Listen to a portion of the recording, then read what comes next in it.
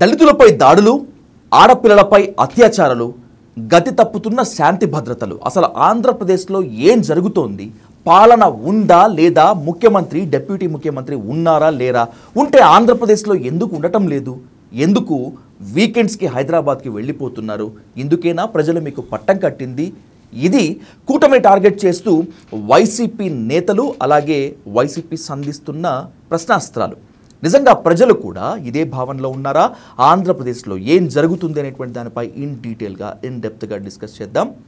Let's invite ప్రముఖ రాజకీయ విశ్లేషకులు కేఎస్ ప్రసాద్ గారు అంటూ the dial news hot seat with Vijay సాధు. ప్రసాద్ గారు నమస్తే. నమస్తే అండి. వైసీపీ ఆరోపణల్లో, వాదనల్లో అర్థం ఉన్నట్టు మీకు అనిపిస్తుందా? అంటే వాదనలో అర్థం పరమార్థం పక్క తీస్తే ఒక లాస్ట్ 5 years టెన్యూర్లో జగన్మోహన్ రెడ్డి గారు ఆంధ్రప్రదేశ్ ముఖ్యమంత్రిగా పరిపాలించిన విధానం చూస్తే హార్డ్లీ 2 times అనుకుంటాను హైదరాబాద్ వచ్చాడు. అది కూడా ఒకటి కేసీఆర్ గారితో ములాఖాత్కి, ఇంకోటి మ్యారేజ్ అనుకుంటుంది ఎందుకో తప్ప. నేను ఎప్పుడూ ఆయన్ని ఆంధ్రప్రదేశ్ టెరిటరీని వదిలి వెళ్ళిన ఉదంతో నేను చూడలేదు. అధికారికంగా వ్యక్తిగతంగా అధికారికంగా రెండు. బట్ ఇప్పుడున్న రీసెంట్ పాస్ట్లో మీరు గమనిస్తే ముఖ్యమంత్రి గారు కానీ గౌరవ ఉప ముఖ్యమంత్రి గారు కానీ ఇద్దరు హైదరాబాద్లోనే వీకెండ్స్ ఉంటున్నారు. అండ్ ముఖ్యంగా పవన్ కళ్యాణ్ గారు అయితే మార్నింగ్ బ్రేక్ఫాస్ట్కి ఎక్కడ తిని వెళ్తున్నారో అక్కడికి వెళ్తున్నారో తెలియదు మొత్తానికి. వారైతే సాయంత్రం మళ్ళీ తిరుగుటాపాలో ఇక్కడికే వచ్చేస్తున్నారు హైదరాబాద్. అండ్ హెలికాప్టర్ ఎక్స్పెన్సెస్, మీరు ఏరోప్లేన్ ఎక్స్పెన్సెస్ కనుక చూస్తే దగ్గర 1.4 crores వర్సెస్ 6.9 crores ఎంతో ఒకసారి వేరియేషన్ చూసుకోండి on aggregate per month. YCP లేవనెత్తినటువంటి వాదనను ఆంధ్రప్రదేశ్లో విద్యావంతులు కూడా ఇప్పుడు దీన్ని క్వశ్చన్ చేస్తున్నారు. అంటే ప్రాబ్లం వీళ్ళతో ఎక్కడొస్తుంది? వీళ్ళు వీకెండ్కి హైదరాబాద్కి వచ్చేస్తున్నారన్నా, లేకపోతే ఆంధ్రప్రదేశ్ ప్రజల సొమ్ముతో వీళ్ళు హైదరాబాద్కి వస్తున్నారన్నా? అంటే ఓవరాల్గా ఇప్పుడు ఎండ్ ఆఫ్ ది డే సొంత హెలికాప్టర్లు ఉంటే వాళ్ళు తిరిగారు, లేకపోతే సొంత విమానాలు ఉంటే తిరిగారు అనడానికి. కానీ వైవిధ్యభరితంగా ఒక లోకేష్ గారు కానీ ఒక పవన్ కళ్యాణ్ గారు కానీ వీళ్ళిద్దరూ క్యాబినెట్ హోదా మంత్రుల కింద పరిగణిస్తారు. ఉప ముఖ్యమంత్రి అన్నది ఒక ట్యాగ్ లైన్ తప్ప. గౌరవ ముఖ్యమంత్రి గారికి మాత్రమే ఒక డిస్క్రిప్షన్ ఉన్నది నేను చూశాను ఆయన హెలికాప్టర్లు తిరగడానికి. కానీ వీళ్ళిద్దరూ కూడా హెలికాప్టర్లను తిరుగుతున్నారు రాష్ట్ర పర్యటనలు ఏవైనా సరే. పైపెచ్చు వీళ్ళు ఎక్కడికి వెళ్ళినా సరే ప్రత్యేక విమానాలు వాడుతున్నారు. ఇది గమనించండి. నేను కాదు, ఎక్స్‌చెకర్కి ఇచ్చిన రెవెన్యూ బడ్జెట్ కానీ మీరు చూసుకోగలిగితే 1.4 crores on aggregate per month ఎక్కడ గత ప్రభుత్వంలో, ఏది జగన్మోహన్ రెడ్డి గారి ప్రభుత్వంలో. ఇప్పుడు దగ్గర 6.9 పైన చిలుక హెలికాప్టర్ అండ్ ఏరోప్లేన్ ఎక్స్పెన్సెస్ అవుతున్నాయంటే ఆలోచించండి ఒకసారి. ఇది ప్రజాధనంతో మిస్యూటిలైజేషన్ అవుతున్నట్టా కదా? ఇక్కడ నేను గౌరవ ముఖ్యమంత్రి గారు అక్కడి నుంచి విజయవాడ నుంచి ఆయన మామూలు టికెట్ కొనుక్కొని రావాలన్నా నేనైతే ఎక్స్పెక్ట్ చేయను. ఆయనకు ఒక దర్పం ఉంటుంది, ఆ చైర్కి ఒక వాల్యూ ఉంటుంది, special privileged. But what about these 2 cabinet ministers? మన 5 సంవత్సరాల్లో ఎక్కడైనా ప్రత్యేక హోదాలో ఒక హెలికాప్టర్లో తిరిగిన ఏ మంత్రిని నేను చూపించండి. ముఖ్యమంత్రి పొజిషన్లో జగన్మోహన్ రెడ్డి గారు ఉన్నా, చంద్రబాబు నాయుడు గారు ఉన్నా ప్రజాధనం దుర్వినియోగం చేస్తే ఖచ్చితంగా ప్రశ్నించాల్సిందే కదా. ప్రజాధనం దుర్వినియోగం కాదు, వాళ్ళకి హక్కు ఉంది తిరగడానికి. అది దుర్వినియోగపరిచినట్టు కాదు. నా దృష్టిలో అయితే ముఖ్యమంత్రి తిరిగిన దానికి నాన్ అకౌంటబుల్. బికాజ్ వాళ్ళు ప్రతిదానికి ఆయన crisis and disaster situations they can take call on any circumstances.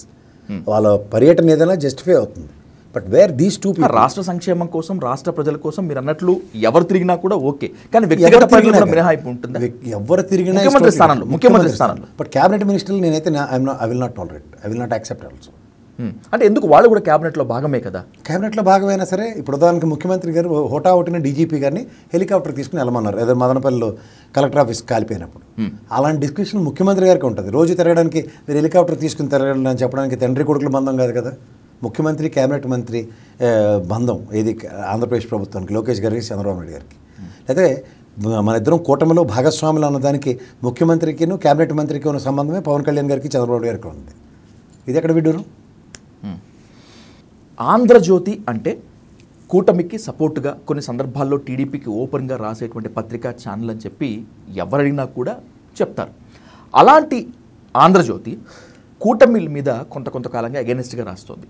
P4 ఇది అద్భుతమైన విజన్ అని చెప్పి చంద్రబాబు నాయుడు గారు అంటారు. P4 సాధ్యం కాదు అని చెప్పి ABN రాస్తారు, ఆంధ్రజ్యోతి రాస్తుంది. And by the same way Narayana హయాంలో అమరావతి అద్భుతంగా ఉంటుందని చెప్పి ఒక స్టేట్మెంట్ వస్తే నారాయణ అసమర్థుడు అని చెప్పి ఈ విధంగా ఇలా ఆంధ్రజ్యోతి వ్యతిరేకంగా కూటమికి రాయటాన్ని స్పెషల్ స్ట్రాటజీ అనుకుందామా, లేకపోతే మిగతా వాళ్ళు ఎవరు రాయకుండా ముందే ఇది రాస్తుంది అనుకుందామా? ఏం జరుగుతుంది అసలు? మీరు వాటికి పేర్లు చెప్తే కానీ నేను ఎప్పుడు వాళ్ళ పేర్లు ఉచ్చరించను. నేను డిస్కస్ చేద్దామని. నేను CIT అంటాను వాటిని. అంటే చంద్రబాబు గారి ఇన్వెస్టిగేషన్ తపేలా ఛానల్. తపేలా పేపర్లు. సిఐటి అంటే పేమెంట్ రానప్పుడు అరణ్య రోదన కార్యక్రమాలు మొదలవుతాయి. పేమెంట్ వచ్చినప్పుడు నిజాన్ని కూడా నిర్భయంగా దాచగలిగే సామర్థ్యం వాళ్ళ దగ్గర ఉంటుంది. మీకు అర్థమవుతుందా? ఇప్పుడు ఉదాహరణకి మనకి ఒక తపేలా ఛానల్, పెట్రోల్ బంక్ ఛానల్ అంటాను నేను. ఆ ఛానల్ అయితే వెరైటీ ఎలా ఉంటుంది తెలుసా? పేమెంట్ ఆగిపోతే ఏంటి ఇంతకది పెట్రోల్ బంక్ ఛానల్ అంటే చాలామంది తెలుస్తుంది నా ప్రాస్పెక్టులు. TV5 సాంబశివరావు ఆయన బంక్ సాంబాన్ కూడా అంటారు కదా, అందుకని చెప్పి అడుగుతున్నాను. మీరు అనుకోండి, నేనైతే పేర్లు అనవసరంగా నేను ప్రస్తావించను. నా స్థాయి కాదు ఆ పేర్లు ఉచ్చరించే అంత. అందులో ఎప్పుడైతే మీకు తెలుగుదేశం ప్యానల్ ఉండదు, next Ram Gopal Varma surprising interview ఉంటుంది, ఎవరికి అనుమానం రాకుండా. పేమెంట్ ఆగిందని అర్థం మనం చేసుకోవాలి, అంతకని ఇంకేం లేదు. సో అలాంటి వాటిని, ఆ వార్తలకి క్రెడిబిలిటీ ఉంది, క్రెడెన్షియల్స్ ఉన్నాయి అనుకుంటే, ఇవాళ ఆరోగ్యశ్రీకి ఆ కిరసనాల ఛానల్లో అయితే డైరెక్ట్గా పేరు తొలగించి అని ఆడే వీడియో రిలీజ్ చేస్తాడు. పేరు తీసేయాలి. ఆరోగ్యశ్రీ నేను మార్చేస్తానని గౌరవ చంద్రబాబు గారు మాట్లాడేస్తారు. దాని పర్యవసనాలు ఎలా ఉన్నాయో చూస్తున్నాం కదా ఆంధ్రప్రదేశ్ రాష్ట్రంలో. కర్త కర్మ క్రియ అల్లి పనికిమాల సలహాలన్నీ ఇస్తుంది వాళ్ళే, కానీ పేరుకు మాత్రం యాజ్ ఇఫ్ అన్నట్టుగా రక్తి కట్టించే కార్యక్రమానికి పునాదులు ముందు నుంచేసి దానికి అనుగుణంగా కార్యాచరణ రచించే సామర్థ్యం వాళ్ళ దగ్గర ఉంటుంది. అంచేత మీరు ఎప్పుడైతే చూడండి ఈ లిక్కర్ స్కామ్ ఆంధ్రప్రదేశ్లో SIT సిట్ చేసిన దానికన్నా CIT సిట్ చేసింది చాలా అడవుడు ఎక్కువ. చంద్రబాబు ఇన్వెస్టిగేషన్, తపేలా channel, media judgements, media trials. ఉదాహరణకి నిన్న మిథున్ రెడ్డి గారి బెయిల్ని ఆద్యంతం మీరు గమనించగలిగితే అలా 11 కోట్ల సంగతి కోర్టులో మొహం ఇడిచి చేతికిచ్చింది. అలాగే ఇక్కడ తేయాల కృష్ణారెడ్డి గారు ఫామ్ హౌస్లో దొరికిన డబ్బులకి వాళ్ళ దగ్గర క్రెడెన్షియల్స్ ఎస్టాబ్లిష్మెంట్స్ లేవు. అక్కడ శివరెడ్డి భాస్కర్ రెడ్డి పిఏదే ఎవరిదో ఎవరి పేరు చెప్పారు, ఆ డబ్బులు దొరికేదని. అది గౌరవ న్యాయస్థానంలో మేము దాన్ని సబ్మిటెడ్ డాక్యుమెంట్స్లో లేదని చెప్పారు.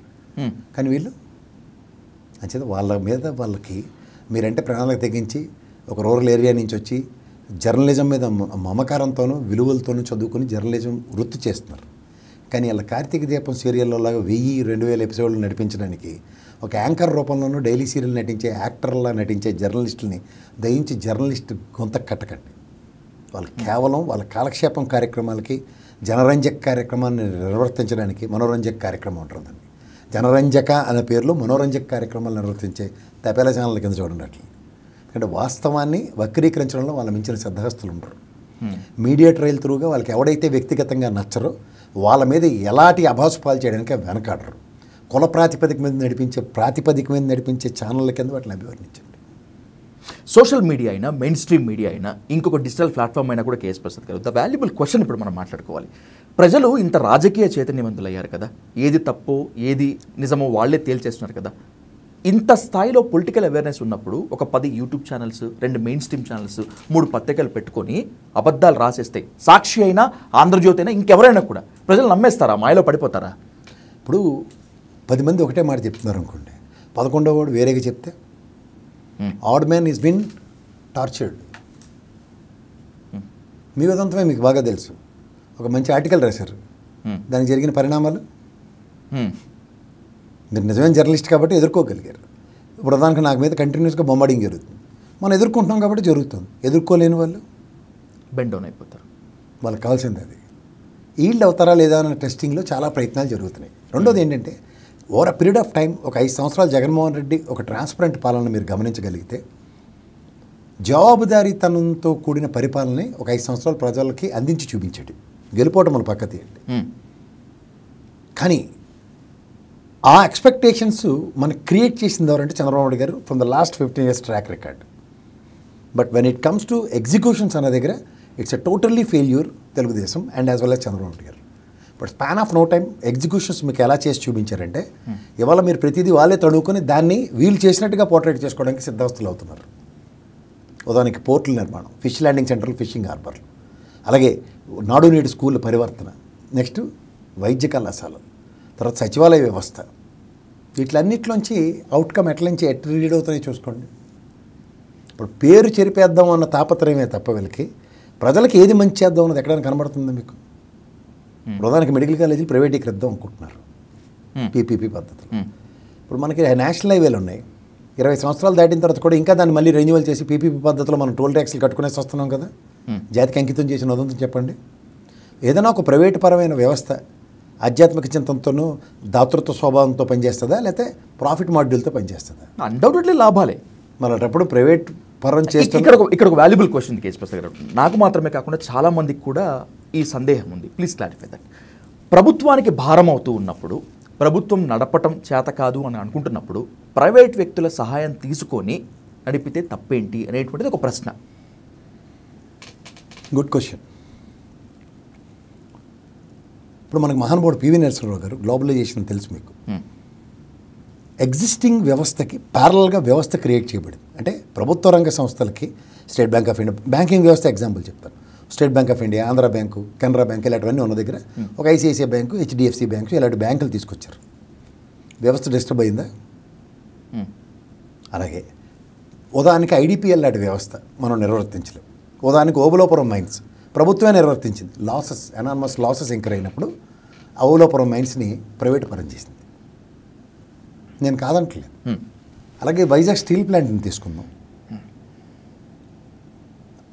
ఒక ఎక్స్పాన్షన్కి వెళ్ళిన తర్వాత దాని లాసెస్ ఫ్యాబ్రికేటెడ్ లాసెస్ అని చెప్పి దానికి ఒక గనిని ఈరోజు దాకా సొంత గనుల్ని కేటాయించకుండా లాసెస్ అని చెప్పి ప్రభుత్వం ప్రైవేట్ పరం చేసేద్దాం అంటే అది ఎంతవరకు సమంజసం? క్యాప్టివ్ మైన్స్ కేటాయించకుండా. ఇది ఇప్పుడు నేను కాదు, మహానుభావుడు వాజ్పేయి గారే చెప్పారు. దీనికి క్యాప్టివ్ మైన్స్ లేని ప్రాబ్లం వల్లే ఇది లాసెస్ బిఎఫ్ఆర్కి రెఫర్ చేశారని ఇదే చంద్రబాబు గారి నాయకత్వంలో తీసుకెళ్లిన లేబర్ యూనియన్స్ అందరికీ చెప్పిన మాట అది. ఆ తదనంతర పరిణామాలు ఓఎండీసీ నుంచి అలొకేట్ చేసింది. ఇవన్నీ రెఫరెన్స్ చెప్తున్నాను మీకు. ఓకే. సో ఓఎండీసీ నుంచి వచ్చిన తర్వాత వీళ్ళు బెస్ట్ ఐరన్ని ప్రొడ్యూస్ చేస్తూ బెస్ట్ ప్రాఫిట్స్ వస్తూ డివిడెండ్ రూపంలో కేంద్ర రాష్ట్ర ప్రభుత్వాలు దాని మీద ఖర్చు పెట్టిన డబ్బులు వెనక్కి ఇచ్చేసిన తర్వాత కూడా వాళ్ళకు యూజ్ ఎక్స్పాన్షన్కి వెళ్తే దాని లాసెస్ అని వాళ్ళు అమ్మేస్తున్న విధానంలో కూటమి మీరు గమనిస్తే బీజేపీ వాడు వైజాగ్ స్టీల్ ప్లాంట్ అమ్మేస్తే మాట్లాడరు. అలాగే ఆంధ్రప్రదేశ్ ప్రభుత్వానికి కేంద్ర ప్రభుత్వం ఇచ్చిన మెడికల్ కాలేజ్ ప్రైవేట్ పరం చేస్తామంటే బీజేపీ వాడు ఎందుకు మాట్లాడట్లే? వెనకాల సామెత ఉంటుంది, దొంగలు ఊలు పంచుకున్నట్టు. అట్లా వీళ్ళు చేసే పనికి వాళ్ళు అడ్డుపడకూడదు, వీళ్ళు చేసే పనికి వాళ్ళు అడ్డుపడకూడదు అన్న నేపథ్యంలో రాష్ట్ర ప్రయోజనాలు పణంగా పెట్టేస్తారా? రెండోది, ప్రభుత్వం ఈరోజు దాకా ప్రాథమిక కర్తవ్యం ఏంటంటే ప్రజాస్వామ్యంలో బ్యూటీ ఆఫ్ డెమోక్రసీలో ప్రజల చేత ప్రజల వలన ప్రజల కొరకు ఎన్నుకోబడిన ప్రభుత్వ ప్రాథమిక కర్తవ్యం ఏంటి? విద్య, వైద్య, ఆరోగ్యం. ఈ మూడే కదా అందించవలసింది. మీరు నేను ఎలిమెంటరీ స్కూల్లో చదువుకోకుండా నీ స్థాయికి వచ్చామా? మున్సిపల్ అప్పర్ ప్రైమరీ స్కూల్లోనూ జెడ్పీఐ స్కూల్లోనూ చదువుకోకుండా నీ స్థాయికి వచ్చామా? గవర్నమెంట్ కాలేజీల్లో డిగ్రీలు చేయకుండానే బయటకు వచ్చామా? ఇవన్నీ ప్రైవేట్ పరం చేస్తానంటే మన విద్యా ప్రమాణాలకి, మన భారతదేశ ఆర్థిక సౌభ్రతత్వానికి మనం ఏమైనా పరిపుష్టంగా ఉన్నామా? అన్నీ బిలో పవర్టీ మిడిల్ క్లాస్ ఫ్యామిలీసే కదా సార్ మనం. నేను మీరు కాదు, నాకు తెలిసి జనాభా లెక్కలు 117 కోట్లే, ఇంకా 150 కోట్లు 160 కోట్లు అన్నీ ఫ్యాబ్రికేటెడ్ ఫిగర్స్. జనాభా లెక్కలు జరగలేదు 2011 దగ్గర నుంచి. అందులో 80 కోట్ల మందికి గౌరవ ప్రధానమంత్రి గారు ఫ్లోర్ ఆఫ్ ద హౌస్లో గౌరవ పార్లమెంట్లో అనౌన్స్ చేసింది 80 కోట్ల పైచీలకు మందికి నేను ఫ్రీ రేషన్ ఇస్తున్నానని చెప్పినప్పుడు మనం బిలో పవర్టీలోనో ఎక్కడనో ఒకసారి మీరే చెప్పండి. అలాంటి దేశంలో విద్య, వైద్య, ఆరోగ్యం ప్రభుత్వ పరంగా నిర్వర్తించే దగ్గర కాస్ట్ ఎంత ఉంటుంది? దాని ప్రభుత్వం మీరు నిర్వర్తించడం ప్రైవేట్కి ఇస్తామంటే సామాన్య మానవుల పరిరక్షణ ప్రభుత్వం తీసుకుంటున్నట్ట? దీనికోసమైన డెమోక్రసీలో ప్రజాస్వామ్య ప్రభుత్వాన్ని మనం నెలకొల్పుతుంది. ఇది ప్రజలు ఆలోచించవలసిన విషయం. ప్రభుత్వ రంగ వ్యవస్థలని, ప్రభుత్వ రంగ సంస్థలని ప్రైవేట్ వ్యక్తుల చేతులకు ఇస్తే కొంత మేరకు నష్టం జరుగుతున్నమాట వాస్తవమే, నేను కూడా ఒప్పుకుంటాను ఆన్ రికార్డ్. కానీ వైసీపీ ఆరోపిస్తున్నంతగా ప్రభుత్వ మెడికల్ కాలేజీలు ప్రైవేట్ వ్యక్తులకి ఇచ్చేస్తే చాలా దారుణాలు జరిగిపోతాయా? లేకపోతే ఉన్నదాన్ని ఎక్కువగా చూపిస్తున్నారా, మాట్లాడుతున్నారా వీళ్ళు? పైశాచికాలు జరుగుతాయి సార్. మీకు ఉదాహరణ చెప్తాను. 1983కు ముందు మన ఆంధ్రప్రదేశ్ రాష్ట్రానికి 8 హాస్పిటళ్ళు ఉన్నాయి. ఇది గవర్నమెంట్ హాస్పిటల్. ఉదాహరణకు వైజాగ్లో కేజీహెచ్, లేదా గుంటూరులో ఉన్న జీజీహెచ్, గుంటూరు మెడికల్ హాస్పిటల్ కానీ ఇలాంటివి. మహానుభావుడు రాజశేఖర రెడ్డి గారి ధర్మం అని 3 కొత్త మెడికల్ కాలేజీలు ఆంధ్రప్రదేశ్కి వచ్చాయి. ఇది కడప రిమ్స్ కానీ లేదా తిరుపతి రిమ్స్ ఇలాంటివి. తెలుగుదేశం ప్రస్థానంలో ఒక్క మెడికల్ కాలేజీ ఆంధ్రప్రదేశ్ రాష్ట్రానికి రాలేదు. తర్వాత జగన్మోహన్ రెడ్డి గారి గవర్నమెంట్లోనే 19 నుంచి 24 దాకా ఉన్న గవర్నమెంట్లో 17 మెడికల్ కాలేజీలు వచ్చాయి. ఒక ప్రతి డిస్ట్రిక్ట్కి ఒక హెడ్ క్వార్టర్స్లో ఒక గవర్నమెంట్ మెడికల్ కాలేజ్ ఉండడం రైటా రాంగా? మంచిదే కదా, ఎందుకంటే మెడికల్ కాలేజ్ అంటే దాంతోపాటు హాస్పిటల్, ల్యాబ్స్ ఇవన్నీ వస్తాయి కదా. ఎన్ని వస్తాయి సార్. రెండోది, ఇవాళ మనం ఉన్న దైనందిన జీవితంలో ఒక మధ్యతరగతి కుటుంబం గురించి నేను మాట్లాడతాను. ఒక తండ్రికో లేకపోతే ఇంట్లో పెద్ద మనిషికి ఎవరికైనా ఒక హార్ట్ అటాక్ వచ్చో, లేదంటే కిడ్నీ ట్రాన్స్ప్లాంటేషన్ అయ్యో, లేకపోతే ఒక మేజర్ ఆపరేషన్ అయ్యో వాళ్ళ హాస్పిటల్కి వెళ్తే వాళ్ళ ఆర్థిక స్థితిగతులు ఎలా తలకిందులు అవుతున్నాయో మనకు తెలియని విషయమా? వాళ్ళ ప్రైవేట్ సెక్టర్ హాస్పిటల్లో ప్రతిదానికి ఖర్చు ఎంత ఉంటుందో మనకు తెలియదా? అలాంటిది ఒక ప్రజా సంరక్షణ కోసం మహానుభావుడు రాజశేఖర రెడ్డి గారు ఒక ఆరోగ్యశ్రీ అంటే ఎన్ని కుటుంబాలు 2 దశాబ్దాల నుంచి పరిరక్షించబడ్డాయి. అలాగే ఇవాళ ఈ ప్రభుత్వ మెడికల్ కాలేజీలో ఉదాహరణకి కేజీహెచ్లో ఒక ఆపరేషన్ చేయించుకున్నవాడికి సామాన్య మానవుడికి ఎంత ఖర్చు అవుతుందో, అలాగే కేర్ కానీ మెడిసిటీ కానీ మెడివిన్ కానీ మీరు తీసుకున్న ఇంకో రెడ్డి ల్యాబ్ హాస్పిటల్స్ కానీ ఏదైనా మీరు తీసుకోండి, ఎంత ఖర్చు అవుతుందో కంపారిజన్స్ చేయండి ఒకసారి. సో ప్రభుత్వ పరంగా తీసుకునే ప్రజల పరిరక్షణ కోసం తీసుకునే మెడికల్ హాస్పిటల్ ప్రైవేట్ పరం చేస్తే నేను అంటుంది వాళ్ళు 194.50 లక్షల ఖర్చు ప్రతి సంవత్సరం వస్తుంది అంటున్నారు. నేనేం కాదంటలేదు, నిజంగా ఇవాళ ప్రభుత్వం భారం అవుతుంది, కష్టపడుతుంది, ఖర్చు పెట్టలేరు అన్నప్పుడు మొదటి ఆర్థిక బడ్జెట్ అంటే ఓట్ ఆన్ అకౌంట్ బడ్జెట్ ప్రవేశపెట్టినప్పుడు 241.80 లక్షలు ఎక్విప్మెంట్స్ కొనమని ఒక మొదటి 5 కాలేజీలకి ఎందుకు మీరు జీవో రిలీజ్ చేశారు? తదనంతరం కొంతమంది ప్రొఫెసర్లను ఎక్కడికి నుంచి అక్కడికి, అక్కడి నుంచి ఎక్కడికి ట్రాన్స్ఫర్లు చేయమని ఇంకొక 3 జీవోలు ఎందుకు రిలీజ్ చేశారు? అంటే మీరు అట్రిబ్యూట్ చేసి కొన్ని కాలేజీలు ఫేజ్ 1లోను, కొన్ని కాలేజీలు ఫేజ్ 2లో ఉన్నాయి, ఫేజ్ 3 మనం కట్టాలన్న ప్రణాళిక మీ దగ్గర ఉండబట్టే కదా. కానీ ఇప్పుడు ఏవి కాలేజీలు లేనట్టు చెప్పడం ఎంతవరకు సమంజసం? ఉన్న కాలేజీలని పీపీపీ చేద్దాం అన్నది ఎంతవరకు సముచితం?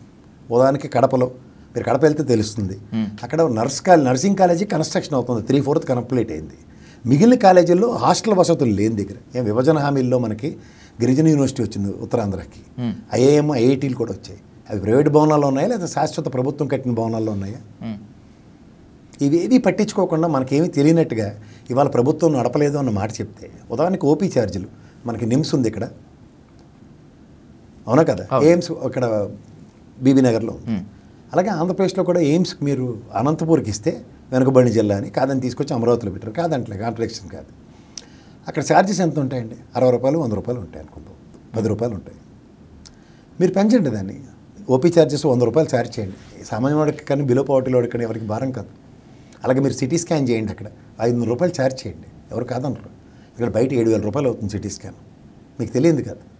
సో అట్లా ప్రభుత్వం పరంగా కూడా సర్వే అవ్వడానికి మార్గాలు అన్వేషించండి. వాళ్ళ దగ్గర ఛార్జెస్ చేయండి, నామినల్ ఛార్జెస్. దాంతో మీకు 194.50 లక్షలు maintenance, it's a matter of fact to gain and collect. ఇదేది కాకుండా ఎంతసేపు ప్రభుత్వం మేము చేయలేము, మా చేత కాదు, ప్రతిదీ ప్రైవేట్ చేసేస్తామంటే జస్ట్ లైక్ బంగారు బాతుగుడ్డు కదే వీళ్ళు చేస్తున్నారు. బంగారు బాతుగుడ్డు ఏం చేస్తుంది? రోజుకో గుడ్డు పెడుతుంది, అది ప్రభుత్వ విధానం అనుకుందాం. కానీ వీళ్ళు ఏం చేస్తున్నారు? మొదటి రోజు బాతుని కోసి ఒక్క గుడ్డుతోనే మా ఇదైపోయింది చెప్పి బిర్యానీ వండి పెట్టేస్తానంటే ఎట్లా అవుద్ది? మీరే చెప్పండి.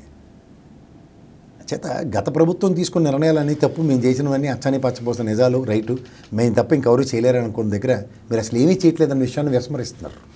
కన్స్ట్రక్షన్లో ఉన్న మెడికల్ కాలేజీల దగ్గరికి కూటమిలో ఉన్న మంత్రులే వెళ్ళి, ఇదిగో వైసీపీ ఇలా అబద్ధాలు ఆడుతోంది, దీని ఇక్కడ పిల్లర్లే ఇంకా లేవలేదు, అసలు అసంపూర్తిగా ఉన్నటువంటి మెడికల్ కాలేజీని తాము కట్టినట్టుగా ప్రచారం చేసుకుంటున్నారు వైసీపీ అని చెప్పి చూపిస్తోంది. మన ఇక్కడ తెలంగాణలో ఉన్నాం సార్, 33 జిల్లాలు ఉన్నాయి, చేశారు కొత్తగా. ఎన్ని కలెక్టర్ ఆఫీసులు 33 జిల్లాల్లో కట్టించుకోగలిగాం సార్? నాకు తెలిసి కేసీఆర్ గారు, నాకు తెలిసి ఒక 6-7 దగ్గర 10 జిల్లాల్లో కొత్త కలెక్టర్ ఆఫీసులు ఓపెన్ అయ్యాయి. అలాగే ఆంధ్రప్రదేశ్లో కూడా ఒక 5 మెడికల్ కాలేజీలు ఫంక్షనింగ్లోకి తీసుకొచ్చి ఒక ప్రభుత్వం 17 అనే ఒక బృహత్తర కార్యక్రమానికి తెరలేపిన దగ్గర ఫేజెస్ వైజ్గా ఇప్పుడు ఈ సంవత్సరంలో ఇంకొక తక్కువ డబ్బులు ఇన్వెస్ట్ చేస్తుంటే ఇంకొక 5-10 కాలేజీలు ఏమీ కాకుండా కంప్లీట్ అయిపోయి అందులో. మిగిలిన కాలేజెస్ ప్రణాళికంగా కట్టవలసింది ఏ ప్రభుత్వం అయినా సరే. వాళ్ళే కంప్లీట్ అయ్యింది చెప్పలేదు కదా. ఒక 50-60 ఎకరాల విస్తీర్ణంలో మహా అయితే ఒక 5 ఎకరాల సెగ్మెంట్లో కాలేజీలు కడతారు. మిగిలిన 45 ఎకరాలు బీల్డ్ భూములను చెట్లు పొట్లను చూపించి ఇక్కడ ఏం కట్టలేదని, తర్వాత ఫస్ట్ ఫ్లోర్కి వెళ్ళి రాడ్లు ఊపి ఇదేమైనా ల్యాబ్లా టెక్నాలజీ అంటే ఏం చెప్తారు ఎవరన్నా? ఇప్పుడు ఉదాహరణకి నర్సీపట్నం కాలేజ్ ఉంది, ఫస్ట్ ఫ్లోర్ వేశారు, సెకండ్ ఫ్లోర్కి వాటికి కన్స్ట్రక్షన్స్కి రాడ్లు పైన పెట్టున్నాయి. అది నేను కాదు, గుడివాడ అమర్నాథ్ వెళ్ళి చూపించాడు. అసలు ఫ్లోరే కట్టలేదంటే, అసలు ఏమీ కట్టలేదంటే తప్పు కదా. అలా 17 మెడికల్ కాలేజీకి సంబంధించిన దాంట్లో నంద్యాల కాలేజీ గురించి వీళ్ళు చెప్పిన మాట ఏంటి? అది ఫంక్షనింగ్ అయింది, 3 బ్యాచ్లు బయటకు వచ్చాయి. 5 మెడికల్ కాలేజీల్లో ఒక్కొక్క కాలేజీలో అగ్రిగేట్ 300 మంది స్టూడెంట్స్ చదువుకుని బయటకు వస్తున్నారు. మరి ఏమి కాకుండా మీరు అసలు ఏమీ ఫంక్షనింగ్ లేదని చెప్తే ఎంతవరకు సమంజసం? జగన్మోహన్ రెడ్డి పదే అంటున్నారు, మేము చేసినవి చెప్పుకోకపోవటం వల్లే ఈరోజు ఇలా ఉన్నాము అని చెప్పి. నిజంగానే జగన్మోహన్ రెడ్డి చేసినవి చెప్పుకోలేదా, లేకపోతే చెయ్యనివి కూడా చెప్పుకుంటున్నారా? చేసినవి చెప్పుకోలేదంటే ఇంక చేయనివి ఏంటి చెప్తారు సార్ ఎవరైనా? సాధారణంగా ఎవరైనా డప్పు కొట్టుకోవాలంటే అది చేసినవి చాలా ఎక్కువ చెప్పుకుంటాడు, చేయని వాటి గురించి ఎవడో చెప్పడు. చేయలేని వాటి గురించి అతను ఎప్పుడు ఏం మాట్లాడలేదు. చేసినవి కూడా అతను చెప్పుకోలేనప్పుడు చేయని వాటిని ఏం మాట్లాడుతున్నాడు? మీరు ఒకటి చెప్పండి, ఒకటి పలానా చేయలేని చేసేయడని చెప్పింది ఒక ఉదంతం చెప్పండి. రాష్ట్రానికి కావాల్సిన ప్రైమా ఫేజ్ ఏవైతే ఉన్నాయో, నాడు నేడు స్కూళ్ళ పరివర్తన, సచివాలయ వ్యవస్థ 2200 మంది ప్రజలను ప్రతి గ్రామానికి సచివాలయం, ఒక ఆర్బీకే సెంటర్, ఒక నాడు నేడు స్కూలు అండ్ విలేజ్ క్లినికల్తో ఎస్టాబ్లిష్ చేశాడు. ఎంత 94 లక్షలు ఖర్చు పెట్టి ఒక్కొక్క 2200 ప్రజలకి. వీళ్ళు ఒక అన్నా క్యాంటీన్ 200 క్యాంటీన్లు కట్టారు మొత్తం 175 నియోజకవర్గాల్లో. 4 క్యాంటీన్లకు ఒక జీవో నా దగ్గర ఉంది, 4 కోట్లు రిలీజ్ చేశారు. ఆలోచించుకోమనండి. అన్నా క్యాంటీన్ స్ట్రక్చర్ ఎలా ఉందో తెలుసు కదా మీకు. 2 పిల్లర్లు ఎల్లో ఉంటే మిగిలినంత గ్లాస్ స్ట్రక్చరే కదా. కొన్ని వంట పాత్రలు ఇవన్నీ తీసుకున్నా అగ్రిగేట్ని ₹1 ఖర్చు అవుతుందా? ₹1 దగ్గర శాశ్వత భవనాలు 4 కళ్ళ ముందు ఎలా కలకల్లాడుతూ కనబడుతున్నాయి చూశారు కదా. ఎవరిది రైట్ అంటారు?